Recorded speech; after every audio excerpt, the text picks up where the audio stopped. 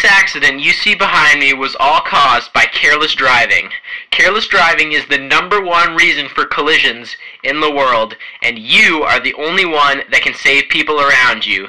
We will now go by a step-by-step review of what these bad drivers did and what they could have done to prevent it. Driver number 1 did not check his blind spots and bumped the motorcycle next to him into the traffic post where it collided and pretty much fragmented into a million pieces. What he should have done was check his blind spots, check all his mirrors, and make sure nobody was next to him when he made that right turn. That was wrong, and as a driver, you should always be checking your blind spots for potential hazards. Driver number 2 was tailgating the motorcycle too close. He was so close, in fact, that when he had to brake, he failed to brake in time, ran into the motorcycle, flipped his whole car over on top of him, and didn't move again. What he should have done was recognize that this was a motorcycle and brakes quicker because it is generally lighter and faster, given him more following distance so that he had more time to brake. He was obviously in a great hurry with his red sports car and he thought he was pretty cool. Not anymore. Driver number 3 was barreling down the highway and all he saw ahead of him was a green light.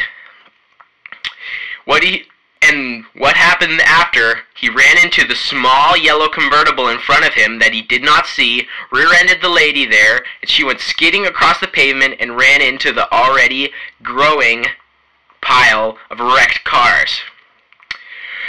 What the man did then was even worse. He kept going, plowed straight through them, and kept driving. This is a serious case of hit and run. What he should have done was stop the car immediately, got out, assumed responsibility for his accident, and called 911. What he did instead was hit and run. That was very bad. Also, when he was coming down the highway, he should have been scanning ahead, scanning for all potential hazards and using the IPDE system. This is a very important safety system for prevention of collisions. He should have identified there was a collision ahead, identified there was a collision ahead and that he should slow down. Then he should decide, predict that probably there was more than one person involved, so he should slow down and maybe try to help. Decide that's what he was going to do and actually do it. What he did instead was hit and run. Now we have this man now in police custody. He was either very high when he was driving, drunk, or just didn't want to stop.